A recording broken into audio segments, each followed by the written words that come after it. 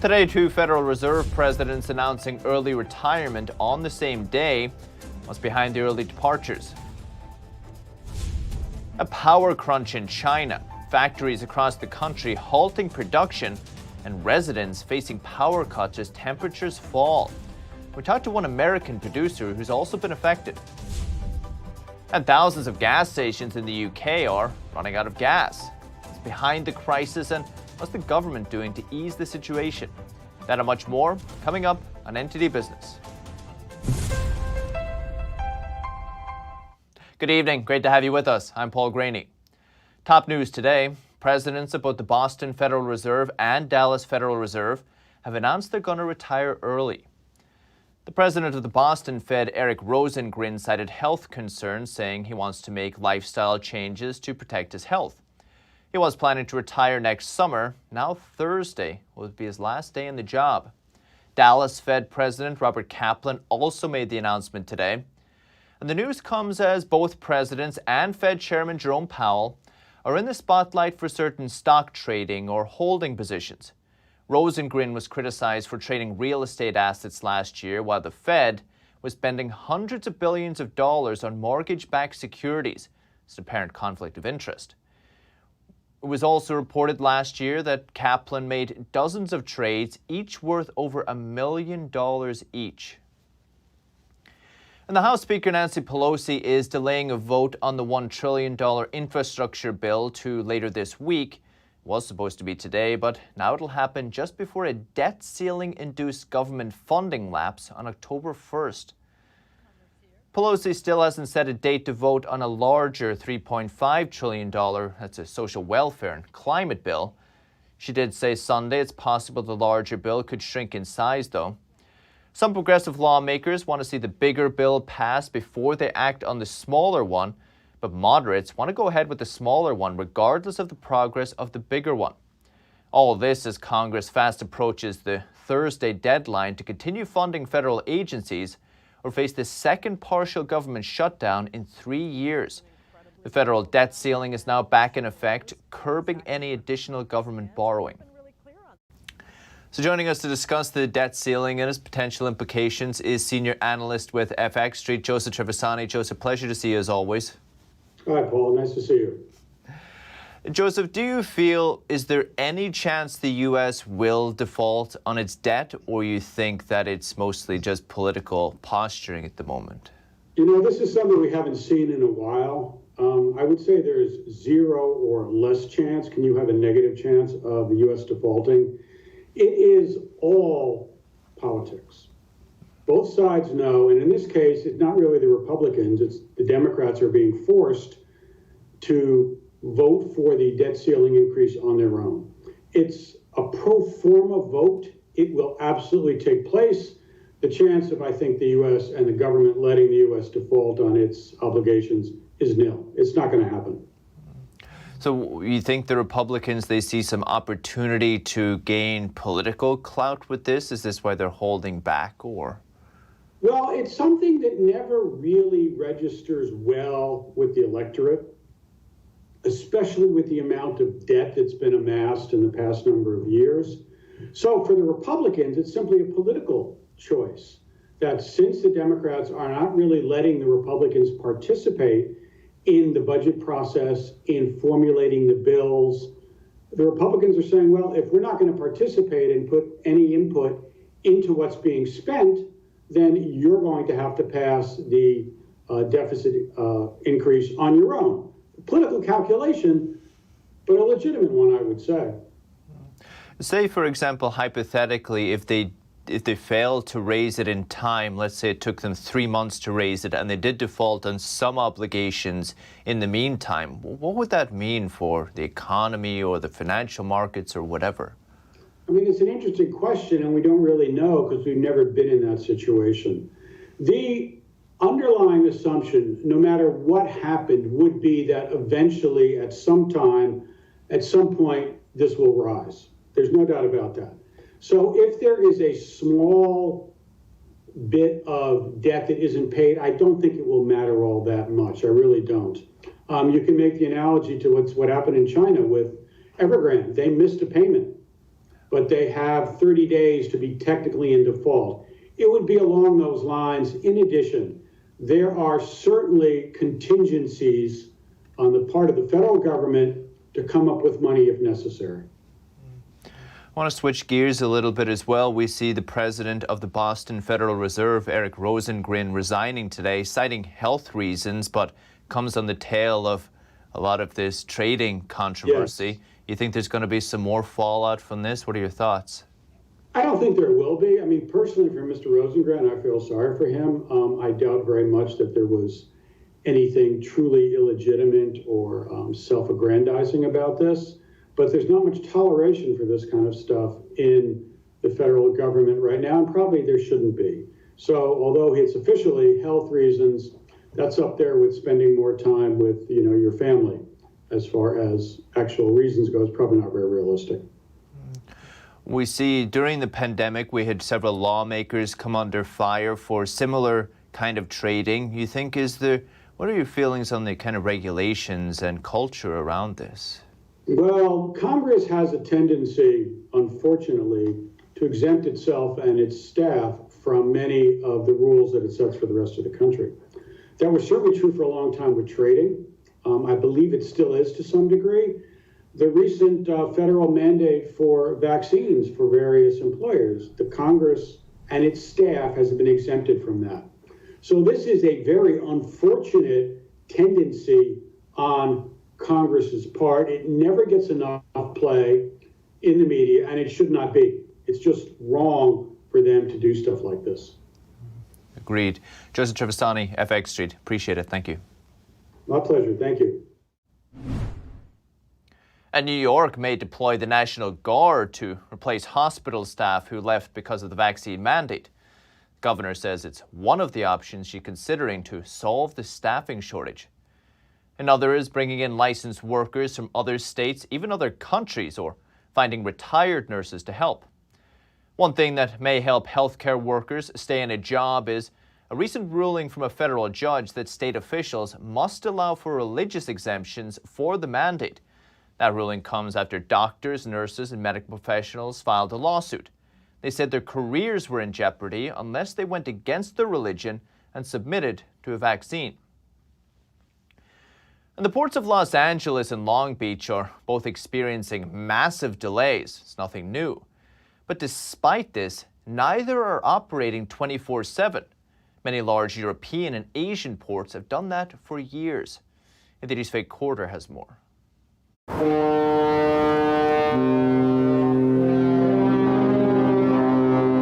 Tens of thousands of containers are stuck in California ports.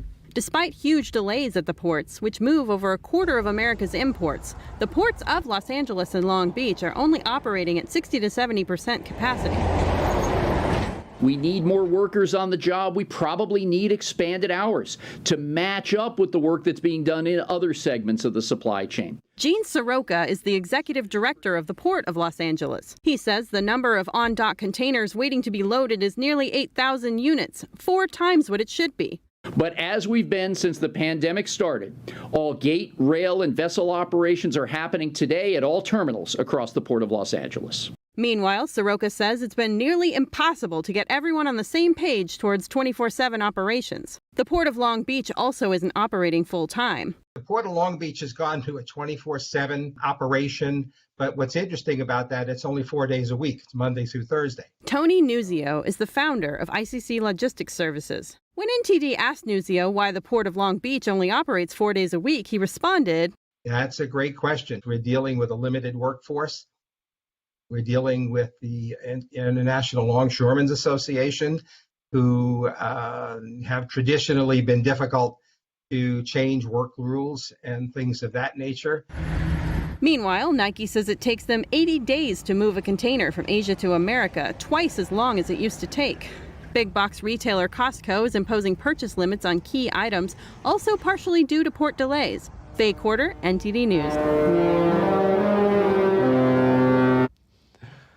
The supply chain problems aren't just happening in the United States. Thousands of gas stations are running dry across major English cities today. Shortage of truck drivers disrupting the supply chain for fuel there. Some stations had to close last week. Then over the weekend, the government announced a series of emergency measures to address the crisis, including issuing temporary work visas for thousands of foreign truck drivers and suspending competition law to allow suppliers to deliver fuel to rival operators.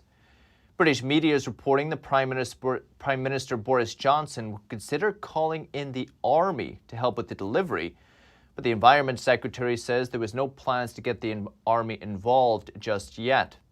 He also says there was no shortage of fuel and urged people not to panic buy. If you're ordering a new iPhone, you might have to wait longer. Widespread power shortages across China have halted production at numerous factories, including some key suppliers for Apple and Tesla. Some shops have to operate by candlelight. Also, malls are shutting early. Many parts of northeastern China have been rationing power during peak hours since last week. And the power crunch comes as a shortage of coal supplies pushes prices to record highs. Last year, China banned imports of Australian coal on a trade spat with Australia, but China got about 60% of its thermal coal from Australia in 2019. The fallout from the power shortage has prompted some analysts to downgrade their 2021 growth outlook for the country. Morgan Stanley saying if this continues, could knock 1 percentage point off China's GDP in the fourth quarter. One American business impacted by the power cuts is commercial camera and monitor manufacturer Dakota Micro. It makes products in the U.S. but imports some supplies from China. So joining us is the CEO of Dakota Micro, Teresa Ruby. Teresa, pleasure to see you as always. Just how is this news in China affecting your business? It just seems like it's another thing. It does impact our lead times for products that we're going to get. When we asked our manufacturers that we work with, how long is this going to potentially affect the how long it's going to be before I get our products? They really don't have an answer for us because they don't know. They were giving a warning that they potentially could have their electricity pared down or even cut off at some point, and they don't know if it's going to affect them or when. They basically just gave us a warning, and so we don't know. We have actually been increasing our inventory, and we had prior to this due to the shipment issues with having to get things by air versus sea, a lot of it. And then also with the containers being stuck offshore, it really has impacted our lead times. And so this is just one more thing that we have actually double the amount of inventory we have ever had in the history of our company. And we were just even talking about getting more. And it's kind of a double-edged sword because to have that much of your financial, the money of your company tied up in inventory is a huge gamble, but it's worth it for us because now we're becoming one of the only companies that actually has some of that inventory on hand. Have you ever got this kind of excuse from a supplier before that there's power cuts or power conservation? Never. I've never heard this before. It's kind of crazy. I actually did a little bit of research, and if you look at the statistical review of world energy, China actually last year increased its energy production from 19 to 20 by 3.3%. The United States, 2.1%. The United States cut it by 7.7%. Actually, China is the only country that increased utilization during the pandemic year. And I found that except for Iran, which was like 0.1%. But aside from that, they were the only country that increased utilization, which I found really fascinating. It's interesting as well. It's not just the factories and the production. It's actually there's people in China who are reporting their power is just cut. There's traffic lights in China that are just being cut.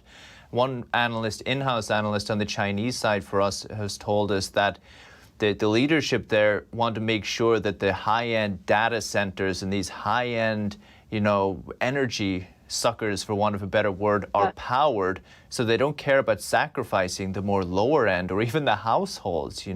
If this is the case, are you looking at alternatives maybe in other countries, or what's your plan? That's actually a really good point. We have been discussing it. There's a lot of other countries that do great manufacturing. You know, you can go to South Korea and India and a lot of other countries that do have good manufacturing capabilities. One of the problems we have, though, is one of the components that we use primarily is the flat screen monitors, the LCD panels. China is the only country that currently actually makes any sort of volume of those products. And so it's one of the things that I'd really like to see more countries get into the manufacturing of that. And while we do get some great products, I would like to have a much bigger option base, so we don't feel like we're held hostage to these companies. And like the manufacturer we work with in China is a smaller manufacturer. And so that's probably why they're one of the first companies to get cut off. Like you said, they're more making sure that the big data centers are making sure to have power. But the smaller companies and the individuals, and even all the way down to households, they kind of get sacrificed. Incredible. Trista Ruby, Dakota Micro, appreciate it. Thank you. Thank you.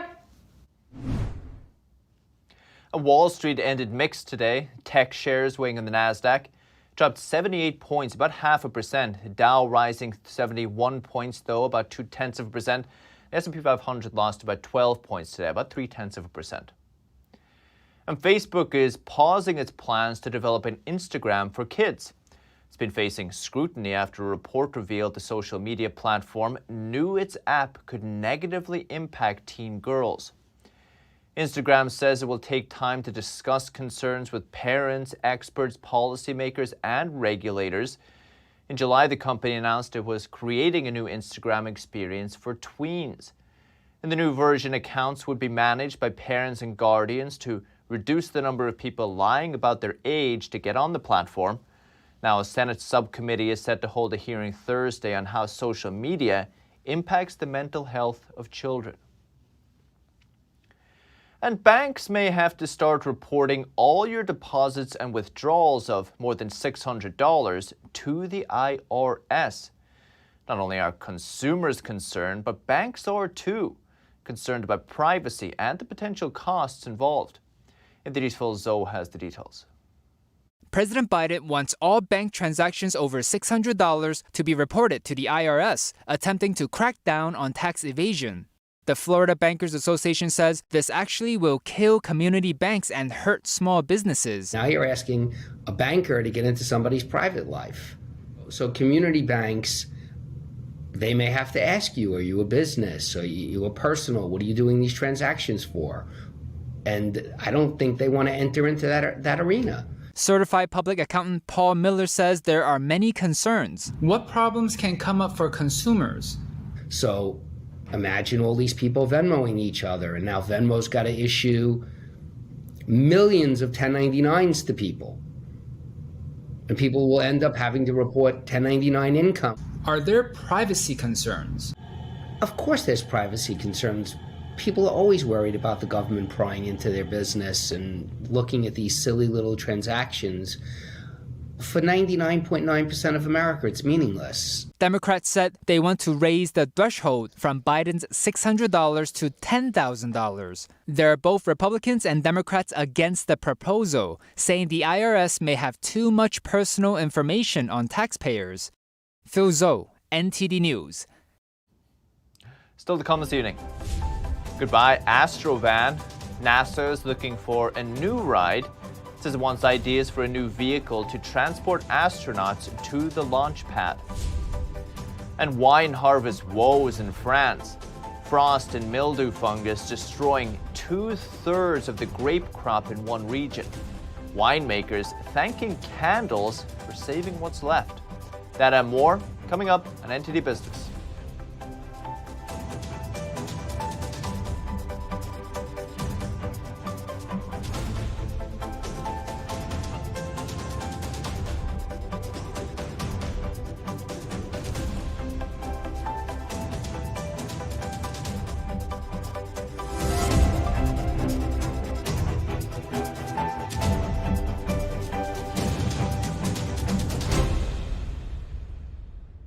Hello, I'm Mike Lindell, inventor of MyPillow. Thanks to your support, you've helped make MyPillow become one of the fastest growing companies in America.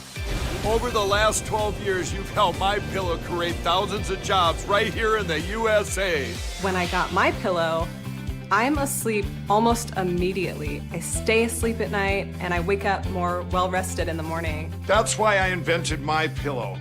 My patented fill adjusts to your exact individual needs and helps keep your neck supported and aligned.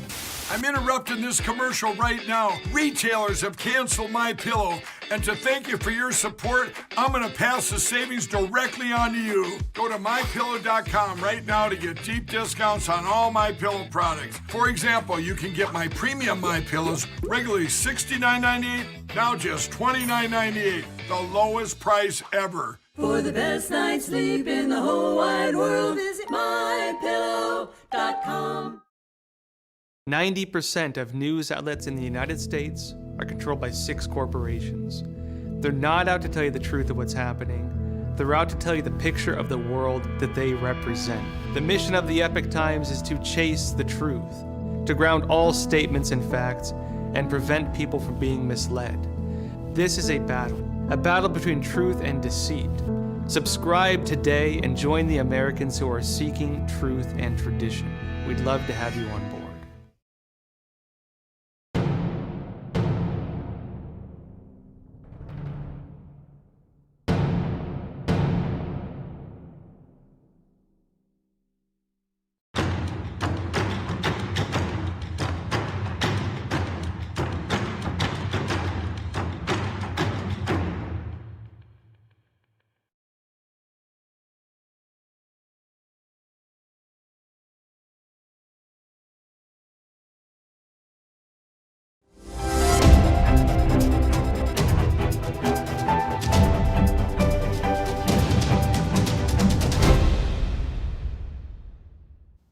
Welcome back. NASA is seeking a new ride to take its astronauts from crew quarters to the launch pad before blastoff. Search comes ahead of the Artemis 1 moon mission. From 1984 until the Space Shuttle program ended in 2011, shuttle crews traveled the 9-mile stretch of road to the launch pad aboard the NASA-built Astrovan. Now NASA is looking to work with private companies who can either provide a new vehicle or refurbish one of NASA's heritage vehicles to use for the journey. The vehicle will need to seat 8, including 4 fully suited crew members. And the grape harvest is underway in France after a difficult year. French winemakers expect historically low yields after frost ravaged vineyards across the country. NTD's Andrew Thomas has the details. This is the Chablis region in France, famous for its delicate white wines. But the farm ministry says 2/3 of the region's crop has been destroyed. As harvest gets underway, winemaker Laurent Pinson is somewhat relieved. The plots which we protected during the spring frost are quite nice looking, so it's promising for the harvest and the quality of the wine. But other fields have totally frozen with 80 to 90% loss. For the plots which were half frozen, we can see a loss of 40 to 60%. Temperatures plunged as low as 23 degrees in April. By burning large candles, he protected the vines from spring frosts that ravaged other parts of his estate, limiting the damage. But lower overall production will still force him to lift prices, including for his 2021 Chablis vintage. We can accept a loss of 10 or 20% in our harvest. We can absorb it over 1 or 2 years with a little price increase. But if we have a big loss, like 2/3 as we expect, we will have to dramatically increase our prices. But will our customers accept that? That is the question. Chablis produces fruity, acidic white wine from Chardonnay grapes. Over 70% of the output is exported to markets in Asia, Northern Europe, and the United States. Andrew Thomas, NTD News. And a special committee in Paris has just selected the city's best baguette. Part of a yearly competition, every quality from taste to appearance, even sound, are taken into account. So NTD's David Vives met with a former winner of the award for some of the secrets to baking the perfect baguette. It is said that bakers must wake up before even the birds to start their day's work.